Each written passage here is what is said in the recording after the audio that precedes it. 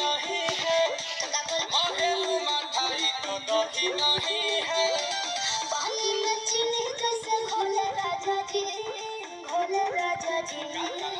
पानी में चीनी जैसे घोले राजा जी